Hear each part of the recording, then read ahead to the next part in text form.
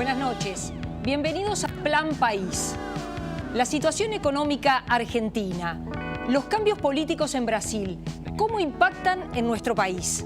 Hay una dimensión que es política, pero hay otra dimensión que es económica. Y por eso esta noche vamos a conversar con los economistas Gabriela Mordecki y Pablo Moya, y luego con la senadora del Frente Amplio, Constanza Moreira, y el diputado del Partido Independiente, Iván Posada. Al final estará el analista político Gerardo Caetano. Vamos con el primer informe y luego empezamos la conversación con Mordecki y Moya.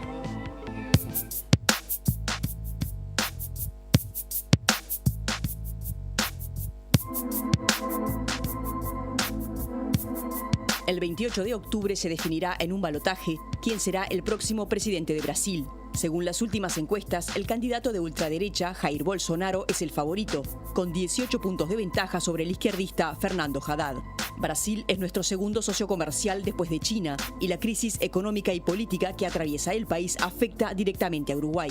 Además, ninguno de los candidatos ha expresado gran interés por el Mercosur. El Mercosur tiene su valor. Ahora, fue desfigurado por el Partido de los Trabajadores. No podemos romper el Mercosur por cuestiones ideológicas. Estaremos en contacto con nuestros hermanos sudamericanos. Haremos negocios con prácticamente todos los países, pero no bajo la forma en que el PT lo ha hecho. El Fondo Monetario Internacional redujo las proyecciones de crecimiento para Brasil de 1.8 a 1.4 para el presente año y a 2.4 para el año 2019. Por otra parte, Argentina, que celebrará elecciones en el próximo año, cerró el pasado 26 de septiembre con este organismo el mayor paquete de ayuda de su historia. El monto total del acuerdo stand-by se incrementa de 50.000 a 57.100 millones de dólares, a la vez que se aumentan significativamente en 19.000 millones de dólares los desembolsos previstos para lo que resta del 2018 y para el 2019. El Fondo Monetario prevé una caída del Producto Bruto Interno Argentino de 2.6 en el presente año y de 1.6 en 2019. El INDEC dio a conocer la nueva medición de la pobreza, que pasó del 25,7 al 27,3. Es un número que esperábamos, que refleja las turbulencias de los últimos meses y las dificultades que estamos atravesando. Para Uruguay, el Fondo Monetario estima que la economía crecerá menos de lo previsto, 2%. Además, incrementó levemente la estimación para 2019, de 3% a 3.2%.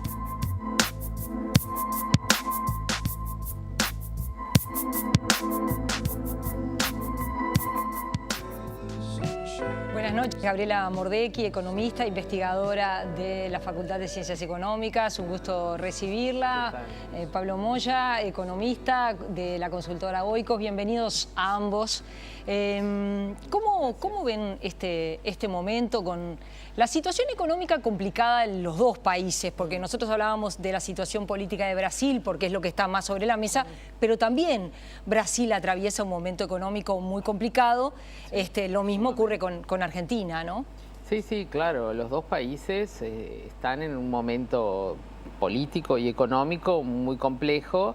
Y lo que, se refleja en esta, mayor incertidumbre que hay y en, esta baja de las, del crecimiento proyectado, tiene la base en estas, sobre todo en la turbulencia que empiezan con Argentina y a fines de abril, ¿no? Y que hacen que el año todo aparezca como con menos chances y también esta otra noticia de la evolución de la política en Brasil, también algo que es del último mes y medio, ¿no? Que hace unos meses no lo veíamos de esta manera, Y que eso complica la situación porque, bueno, Brasil, más allá de que, bueno, estamos en la región, Brasil es un importante socio comercial, ahora ya no fue el primero, bueno, ahora es el segundo, no sé, tal vez puede hasta bajar.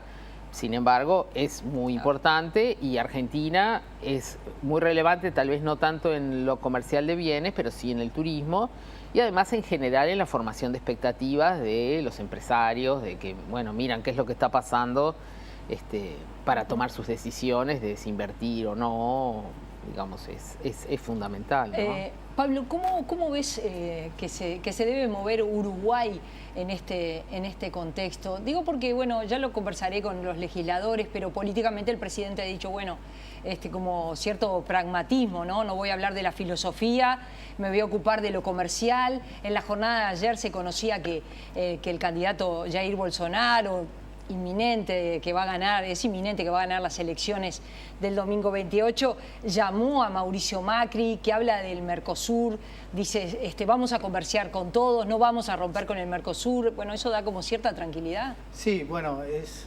parte de las certezas dentro de esta, como decía Gabriela, de esta ola de incertidumbre que está toda la región y que está afectando a la economía proveniente principalmente del campo político, y creo que ahí está parte de la gran diferencia entre Uruguay y el resto de los países, cómo los factores políticos o el ciclo político electoral no influye o no influye de forma determinante en la marcha de la economía, y de alguna manera se han instaurado algún tipo de reglas económicas que atraviesan a todos los gobiernos, ¿no? Estabilidad macroeconómica, lo que es la visión sobre la inflación, sobre los déficits fiscales. Hay unanimidad en todo el espectro político que son estabilidades que hay que mantener, y que la política de alguna manera se ha mantenido por fuera de eso, a diferencia precisamente de lo que ha sido Argentina y de lo que ha sido Brasil. Entonces, sí, estamos en una región muy compleja,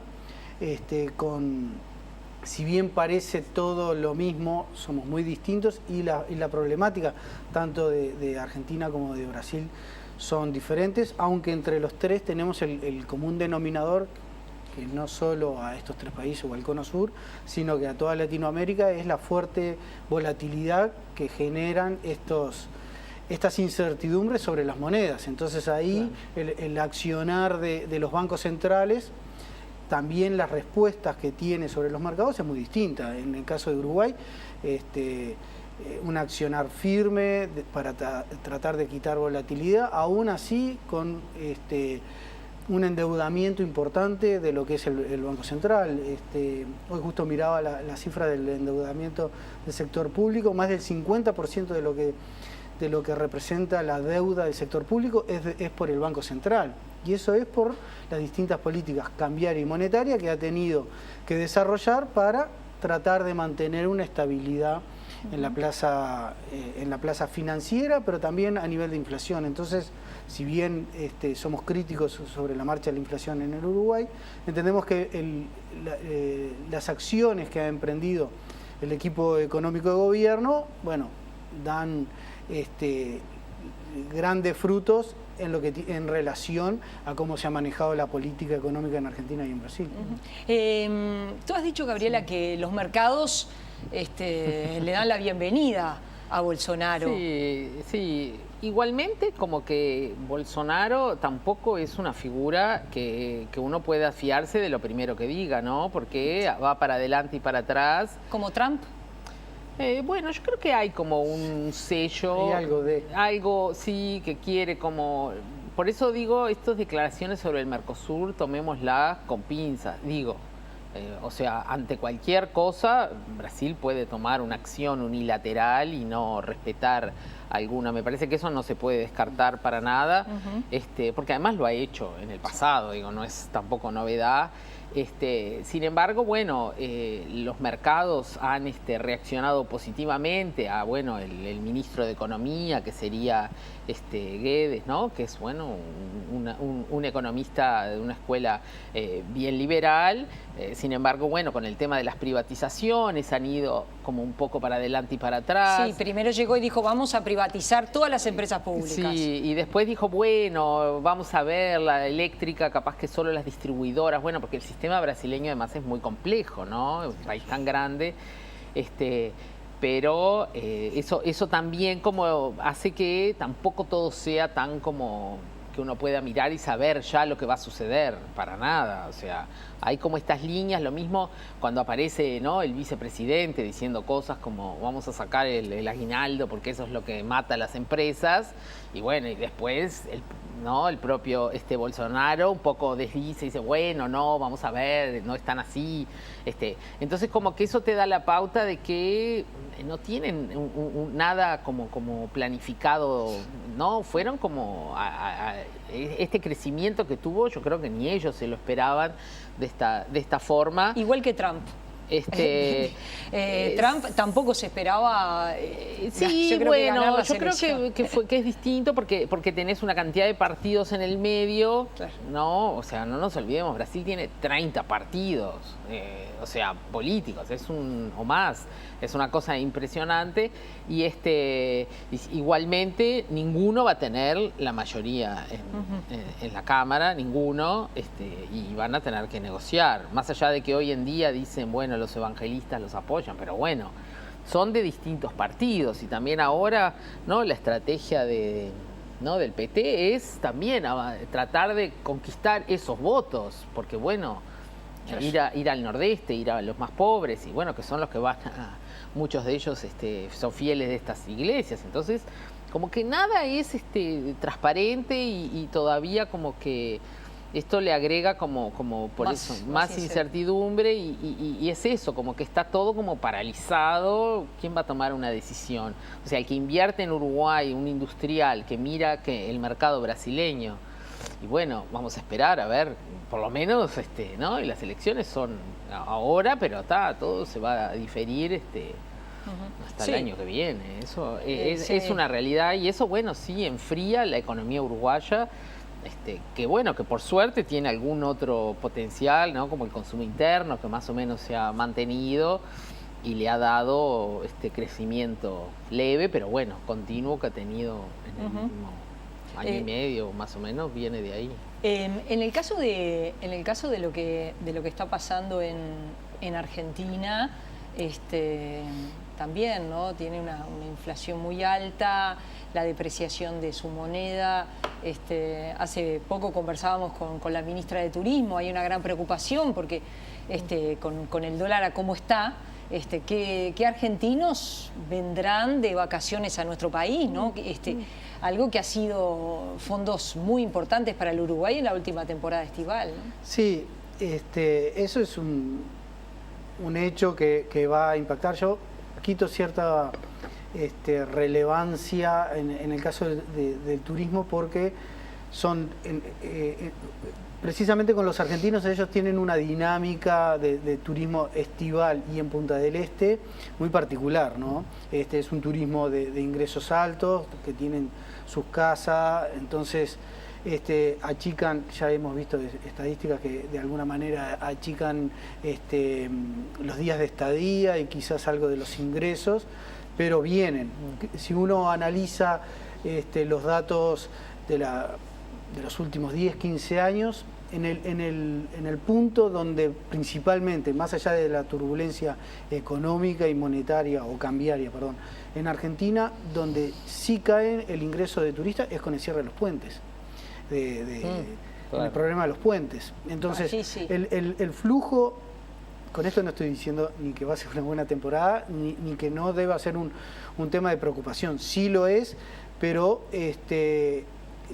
no en todo el segmento del sector turismo. Creo que sí se va a ver muy afectado el turismo de frontera, el litoral, eso sí, y ahí sí va a haber un correlato uruguayos que van a hacer turismo a Argentina.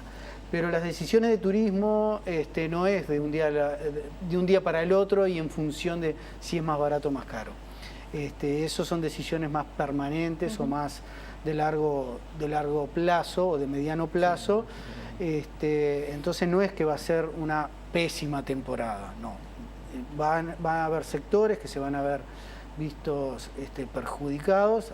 De alguna manera el Ministerio de Turismo ya está haciendo algunas campañas de devolución de IVA, baja de precios, acuerdo de precios que van a tratar de paliar esa situación. Paliar esa situación. ¿Cómo creen ustedes que impacta la corrupción en las cuestiones económicas?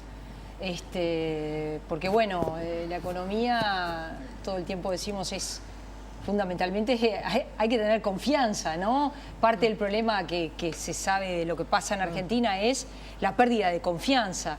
Entonces, la corrupción que estuvo en el centro del debate en Brasil, que es parte de la campaña, el problema de la corrupción, el problema del manejo inescrupuloso de fondos que son públicos, en Argentina y en Brasil, ¿no? Sí, bueno, ese es un tema como difícil capaz que de mirar desde la, digamos, la macro de corto plazo, que es lo que uno analiza más o menos para ver cómo están las cosas.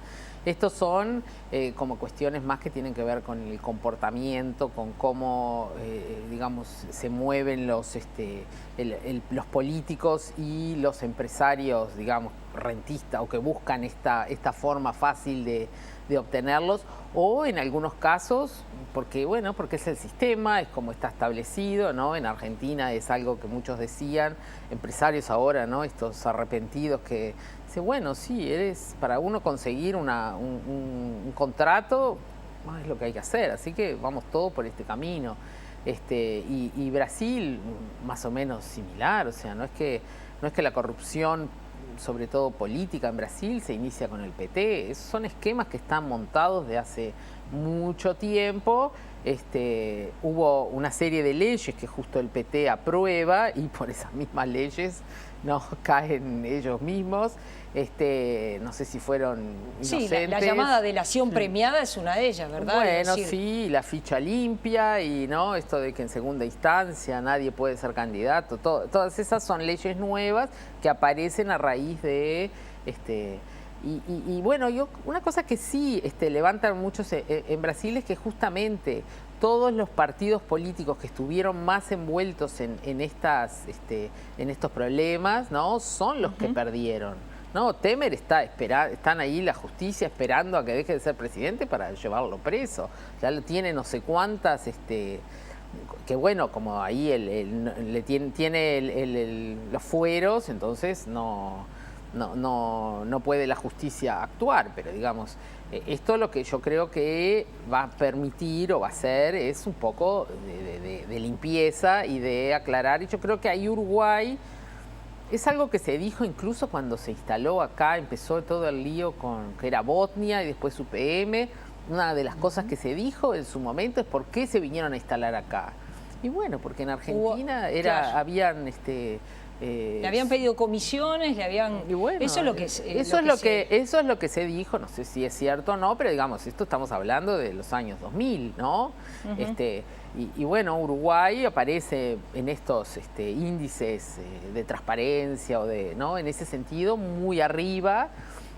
Hay muchos que dicen, bueno, es que es un país tan pequeño, que hay tan poco para repartir. Pero bueno, yo creo que es algo que hay que destacar, ¿no? Que la contratación de obra pública aquí es transparente, puede a veces fallar, por supuesto, porque ¿no? Pero me parece que en ese sentido hay un plus en esto que tú decías, prestigio, claro. ¿Qué es lo que tiene Uruguay para ganar? O sea, un país de este tamaño, o sea, tiene que tener prestigio, tiene que tener seriedad, lo que decía Pablo recién de las políticas macroeconómicas ordenadas que vienen ya desde la salida de la crisis, digamos, y que con leves modificaciones se han mantenido y que nadie piensa que eso tenga que cambiar, ¿no? Me parece como... Eso es algo que nos... Ahora, si eso va a tener un rédito económico, bueno, eso hay que esperar, digamos, otras cosas tienen que suceder, solo eso no es suficiente, ¿no? ¿La corrupción cómo impacta en la economía, Pablo? Sí, bueno, en esa línea es muy difícil de medirlo, si bien están esos indicadores de transparencia. También hay que destacar que si bien los hechos de corrupción son más frecuentes en Latinoamérica, no es patrimonio únicamente de estas economías, ¿no? Los hechos de corrupción, sobre todo en Argentina, se dan a través de empresas españolas en algunos casos, americanas en otro, tema de IBM, recuerdo, de la era de los 90. Entonces, obviamente que encuentren multinacionales o empresas extranjeras, o mismo locales, encuentren gobiernos más proclives a recibir una coima o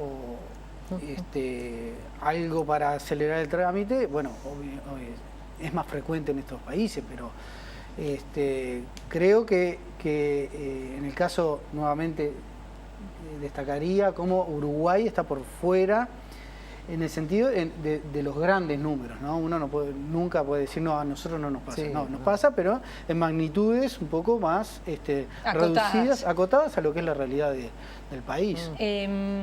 Para ir finalizando, otro de los temas que se ha puesto sobre la mesa es como algunos atractivos que gobiernos de esta impronta liberal, de derecha o de centro derecha empiezan a ofrecer, y allí aparecen los paquetes de las reformas laborales, sí. Todos los beneficios, toda la flexibilidad y todos los beneficios laborales que te doy si traes la inversión, ¿no? Digo, decir, bueno, Paraguay es un competidor en ese sentido para Uruguay, ¿no? Sí. Bajos impuestos, informalidad, mucha gente en negro, bajos salarios, pero también esos paquetes los empieza a ofrecer Argentina y Brasil y compiten por las mismas inversiones que queremos recibir nosotros. ¿Es así?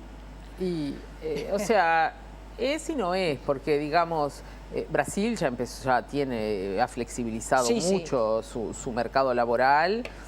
Argentina creo que no tanto, no ha avanzado tanto en ese sentido, pero bueno, depende de la empresa, ¿no? ¿Qué es lo que busca una empresa? La ganancia fácil a través de poder contratar en negro, o sea, eso es, no sé si Uruguay busca ese tipo de inversores. No, me imagino que no. Digo, por supuesto que hay de todo, ¿no? Pero yo creo que justamente el mercado laboral en Uruguay digamos, tal vez hay como, si uno lo mira, ¿no?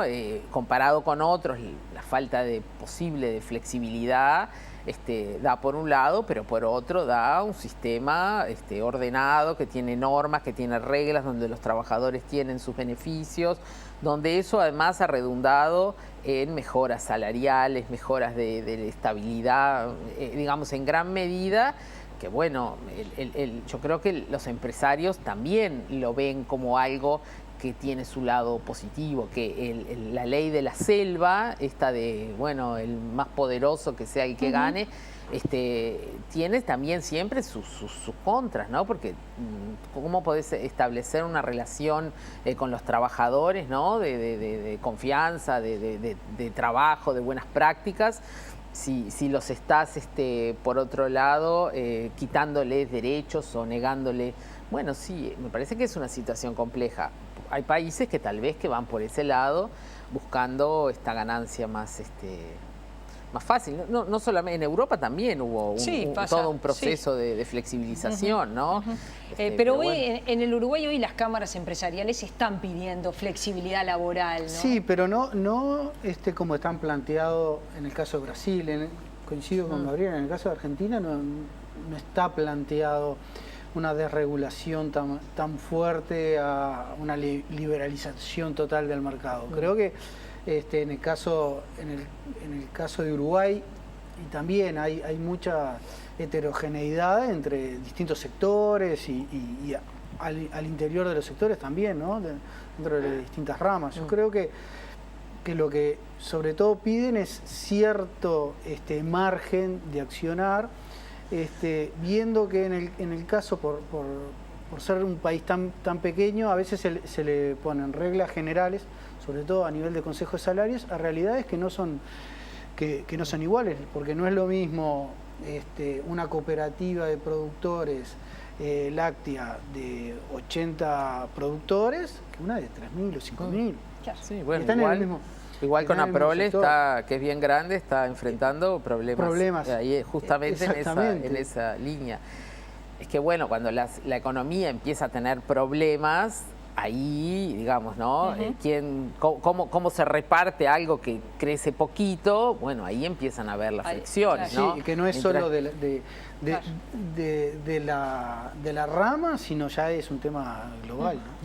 Pablo, Gabriela, gracias por haber venido esta noche. Ha sido un gusto recibirlos. Hacemos una pausa. Ya se viene la senadora del Frente Amplio, Constanza Moreira, el diputado del Partido Independiente, Iván Posada. Ya venimos.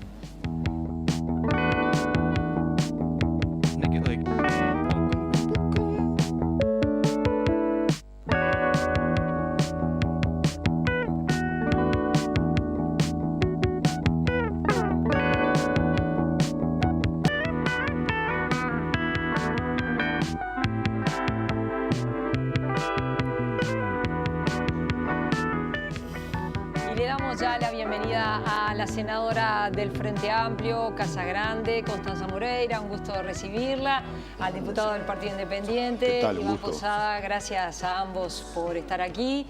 La senadora Constanza Moreira preside la Comisión de Asuntos Internacionales de la Cámara de Representantes. Iván Posada integra la Comisión de Asuntos Internacionales de la Cámara de Diputados. Y estos temas están planteados. ¿Cómo llegan? De pronto empezamos con Constanza Moreira. ¿Cómo llega Argentina y Brasil a esta situación en las que están hoy, ¿no? Con situación de crisis económica, porque la situación económica es muy complicada en ambos países, y a la vez situaciones políticas. En el caso de Argentina es diferente, ni que hablar. Bueno, en el caso de Brasil, una situación política complicada. Hoy veíamos en la prensa, la justicia está pidiendo la detención del presidente Temer y de su hija. Bueno, pero... bueno... A ver, Argentina sí tiene una perspectiva de caída del producto importante, tiene una pobreza que está trepando al 27%, ni que hablar de otros indicadores como la desigualdad, bueno, la deuda externa aumentó muchísimo, o sea, vuelve a reeditar, y tenemos una devaluación y una inflación que, bueno, es muy característico de la crisis argentina, ¿no? Volatilidad financiera, el tema del dólar, el descrédito de Macri, bueno, es importante, hay que ver qué es lo que sale allí de recambio. Parece estar el peronismo articulando sus alas, especialmente su ala derecha, que creo que es la que está mejor preparada para hacer la síntesis del postmacrismo. Pero la Argentina nos pega mal, digamos, no tanto por el tema del turismo, pero porque nosotros, aunque redujimos mucho el intercambio comercial con Argentina, tenemos un intercambio de productos con gran valor agregado que se ven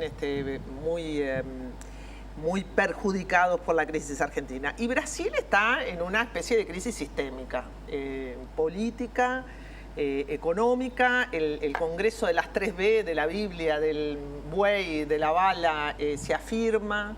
Realmente la fórmula Bolsonaro-Mourão es una fórmula castrense, es una fórmula militar.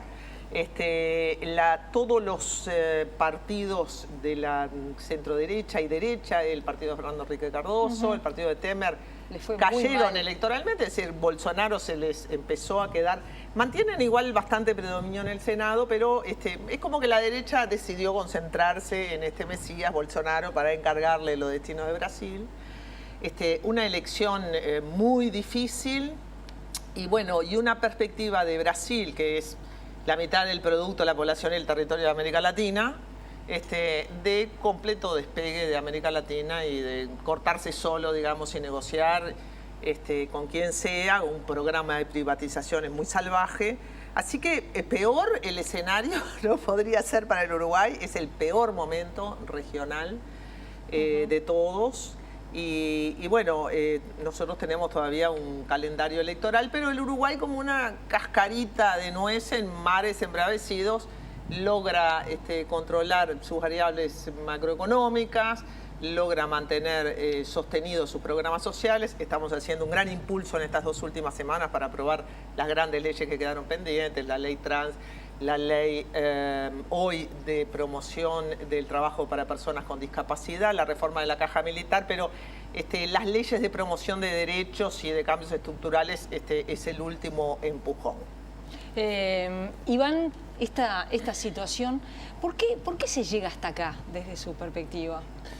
Bueno, situaciones distintas las de Argentina y las de Brasil. Argentina claramente inició el procesamiento de un ajuste después de los gobiernos de los Kirchner. Ese era un imperativo que de alguna manera estaba planteado en función de la situación fiscal que enfrentaba la Argentina.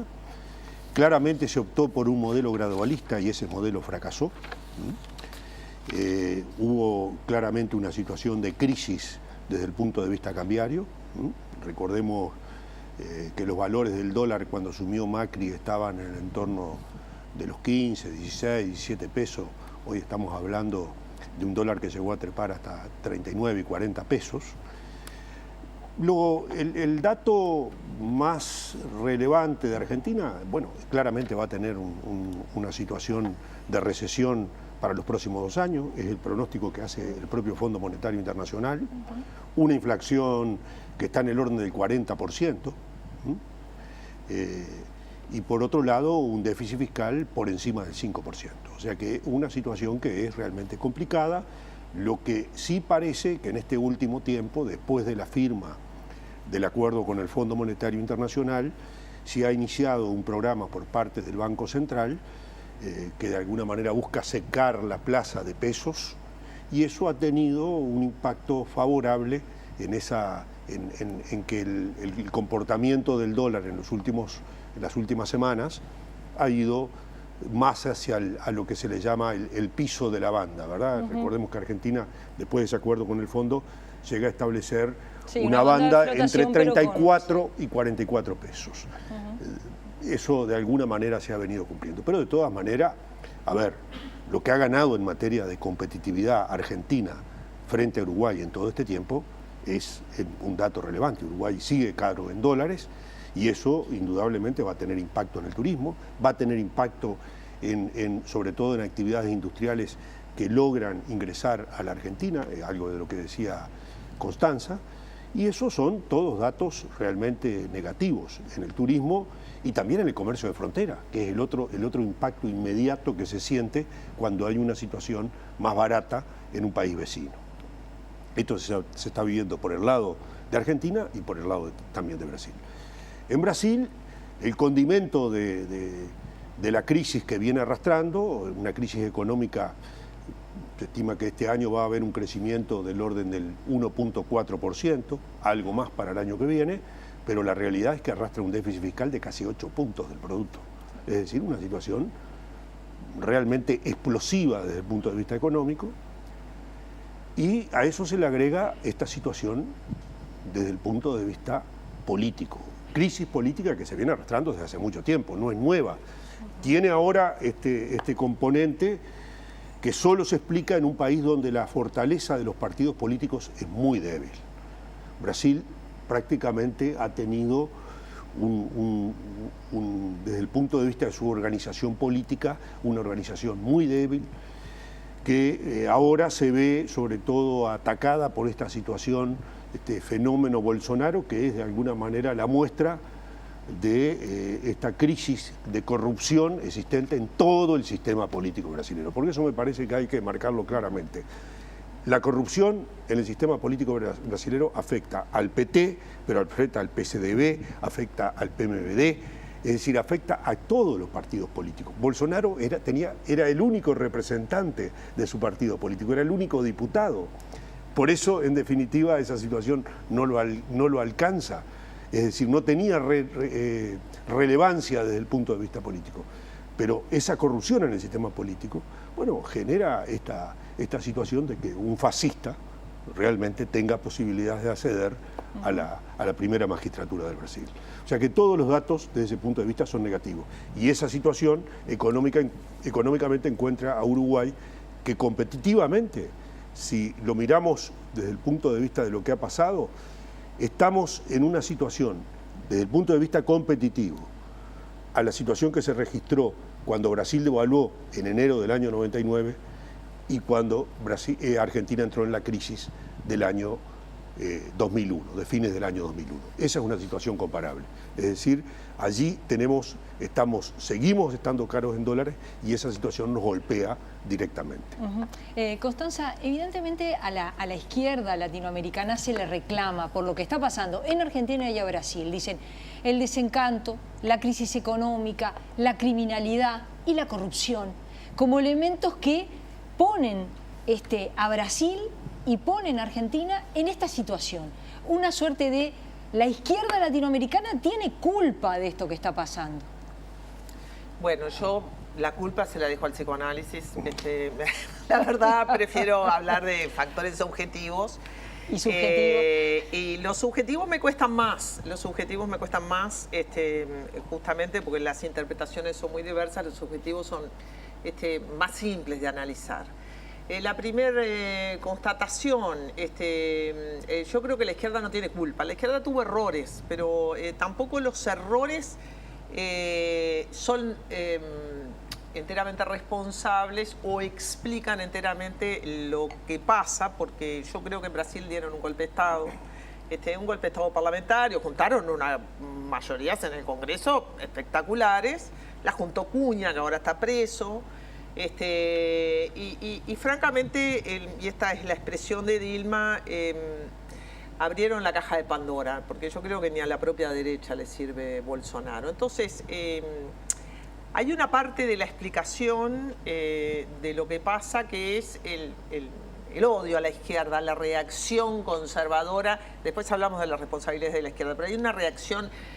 Es como la reacción de los homofóbicos contra la ley de matrimonio igualitario. Hay una propaganda de Bolsonaro espantosa que Brasil se levanta y es como el gigante del pan de azúcar, así levantándose, el pan de azúcar de Río de Janeiro, y hay un niño que canta una suerte de rap, todo contra los trans y contra... Bueno, esas reacciones culturales muy vehiculizadas a través de dos fenómenos que en Uruguay son débiles, pero sobre los que habrá que reflexionar, que es el peso de la religión, especialmente las iglesias evangélicas, y el peso de lo militar, ¿no? Militar esa iglesia, después vendrá Gerardo Caetano, pero son los grandes factores de consolidación de la colonia, del modelo colonial en América Latina y fuente de todo atraso. Y el Uruguay, como los tuvo débiles, digamos, a los militares y a la Iglesia Católica, progresó rápidamente. Los avances del Uruguay como sociedad igualitaria y moderna se deben al bajo peso de estos dos factores que uno diría en el siglo XXI en Brasil están intactos, metamorfoseados, pero bueno, el peso de las iglesias evangélicas es muy determinante en el voto de Bolsonaro, el peso de los militares también. Hay la campaña de Bolsonaro, es una campaña de odio, es una campaña de racismo, es una campaña de homofobia, es una campaña bueno, de un machismo increíble, y realmente Brasil se está poniendo muy complicado. Hay asesinatos políticos, el propio Temer, que yo creo que va a ir preso, ¿no? Yo creo que va a ir preso, porque también está eso de que el lawfare, la judicialización de la política que va en escalada, que afecta a Brasil, que afecta a Argentina. Es decir, para mí Lula preso es un escándalo para la democracia. Hay un debilitamiento de la democracia notorio en Brasil, pero en toda la región. Y cuando vos me preguntás cuál es la culpa de la izquierda en todo esto, la primera respuesta que te daría es: cuando las izquierdas crecen, cuando las izquierdas movilizan el campo popular, cuando las izquierdas despiertan a la plebe, la burguesía se puede poner muy frenética, muy frenética. Puede sentir mucho miedo, y en nombre de ese miedo, hay por allí algún artículo de La Costa en Brecha, se abrazan a la reacción y adiós República, ¿no? Adiós República. También estaba leyendo en Le Monde Diplomatique algo del 18 brumario de Luis Bonaparte, que justamente dice, frente a la disolución de los valores de la República Francesa, adiós República, ¿no? O sea, eso muestra que el vínculo y el compromiso de la derecha con la democracia es muy, muy débil, eso queda de manifiesto. Lo de Argentina es un poco distinto, porque la verdad que Macri entró por la puerta grande a la política, ganó con sus votos, pero ganó también sobre la base de una amplia coalición, así como todos contra el PT, Bolsonaro todo contra el PT, todos contra Cristina, ¿no? Me parece que esas coaliciones funcionan muy bien, son coaliciones de veto, son coaliciones no alimentadas por un programa político concreto, porque la verdad que nadie sabe el programa de Bolsonaro. Su propio ministro de Economía, Guedes, un día anuncia un impuesto a las transacciones financieras, al otro día lo saca. Digo, nadie tiene la menor idea de lo que va a hacer. Decía recién los economistas, no se sabe. No se sabe porque en realidad Bolsonaro también es una especie de títere, digamos, de líder carismático detrás del cual estará el poder oculto que lo llevó allí. Entonces, yo creo que las responsabilidades de la izquierda son ser muy duras con sus propios aliados, La izquierda tiene que confiar más en el campo popular, en los movimientos feministas, en el movimiento sindical, no dejarlo por el camino, no maltratarlos. Y esto vale para todos, también para nosotros. Cuidar mejor a sus aliados, que es con lo último que van a contar, ¿no? Porque después la derecha te saca la alfombra roja, los empresarios te dicen chau chau, como le dijo la Fiespi a la Federación de Industria de San Pablo, que fue el gran sostén del petismo en su inicio. Le dijo, yo no voy a pagar el pato de la crisis, el pato de la crisis que lo paguen los pobres.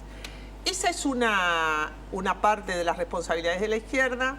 La otra parte es que la izquierda creo que no termina de entender en sus luchas internas que para la derecha la izquierda es toda la misma cosa, son todos comunistas, bueno, en el Uruguay comunista Tupamaro, o sea, todas esas diferencias que nosotros vemos así, entre nosotros, creo que mirado desde la derecha es una misma bolsa.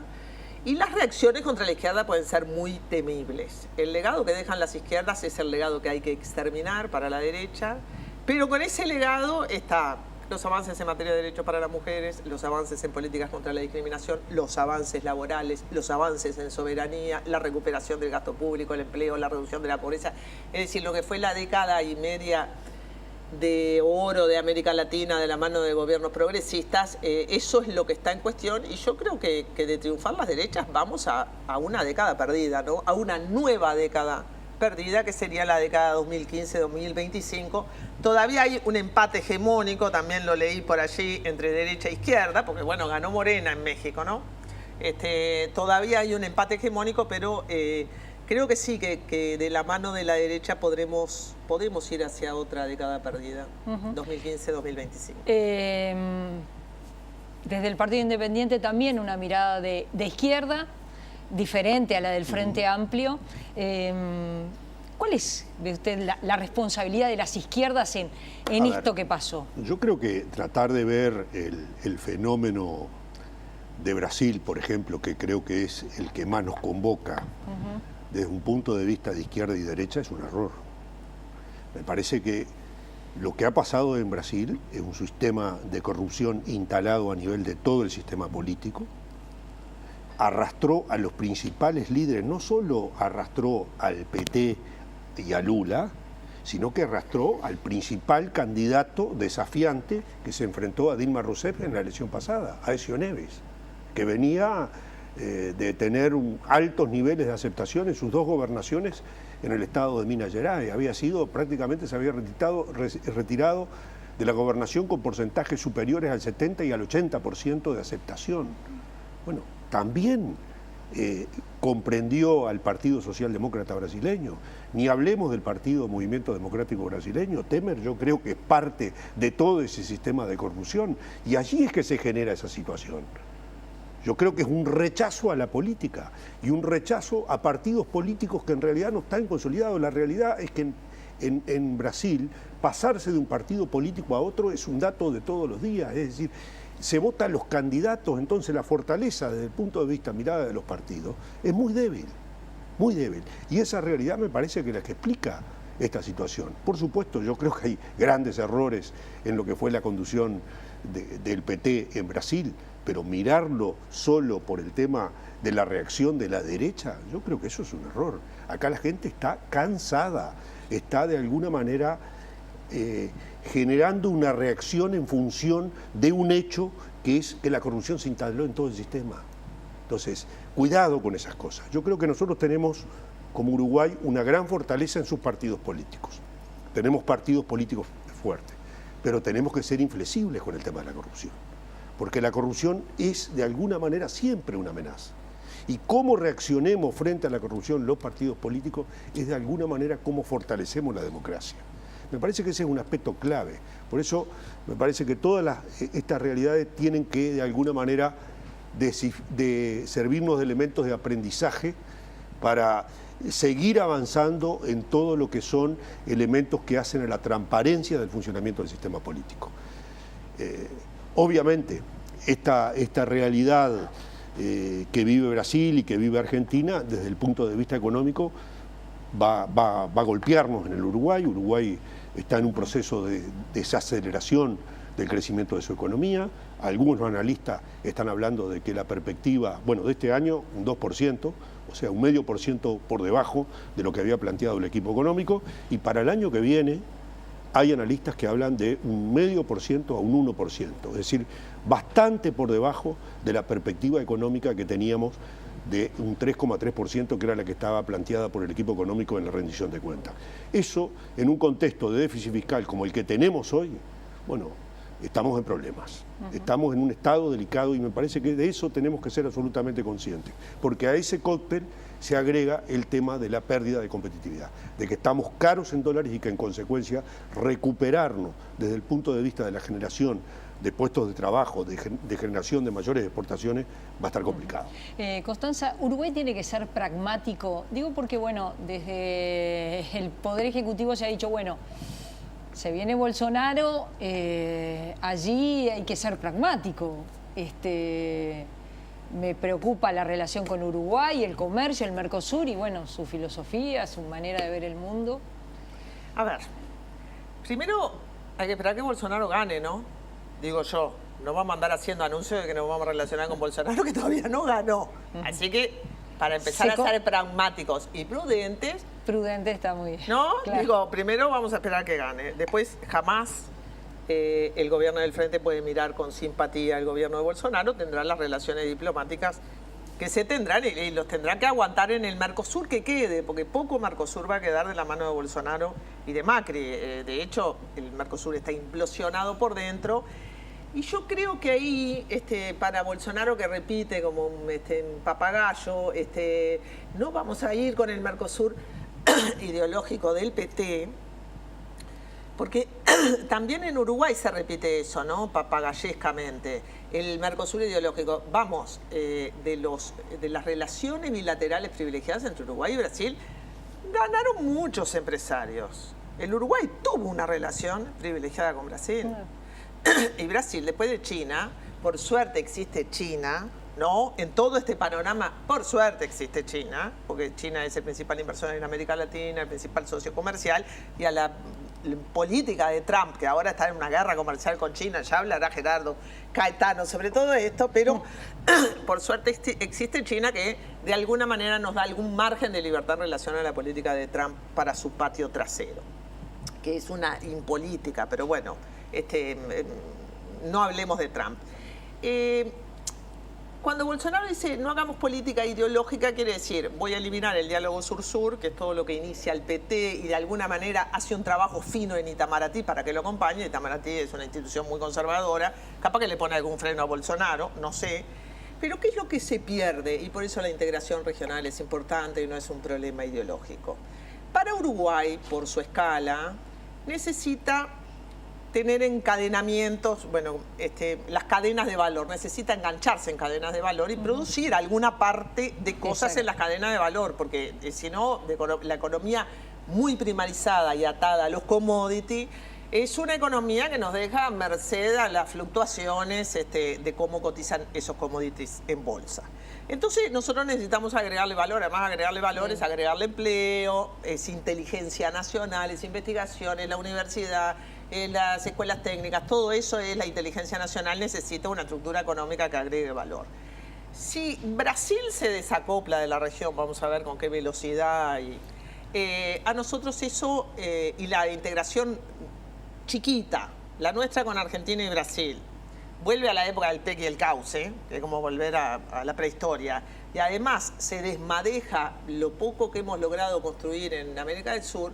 Por más que el Uruguay trató de blindarse accediendo a otros mercados, bueno, las cadenas de valor las tiene en la región. Entonces, si se nos desacopla Brasil, que es la economía más grande, para el Uruguay va a resultar muy difícil mantener un proyecto, no digo de industrialización, pero un proyecto de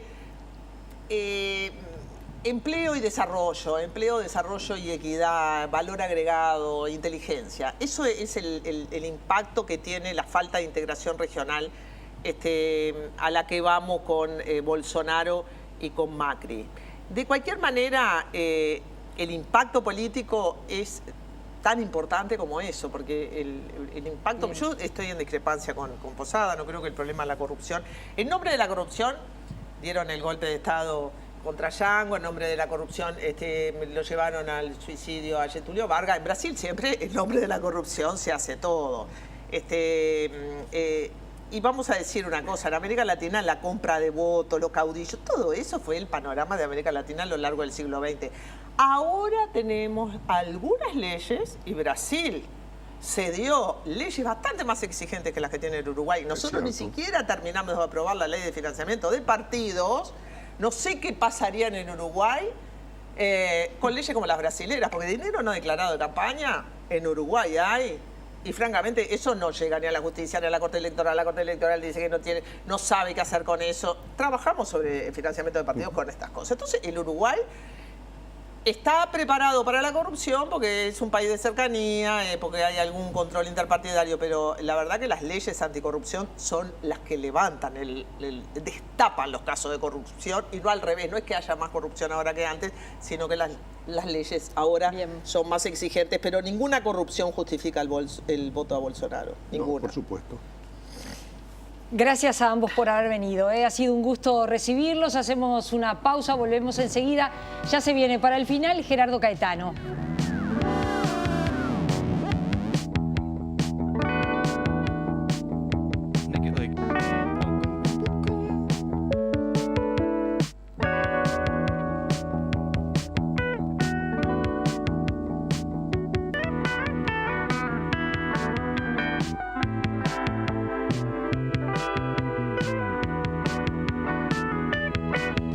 Gerardo Caetano, ¿por qué Brasil y Argentina llegan a este lugar, ¿no?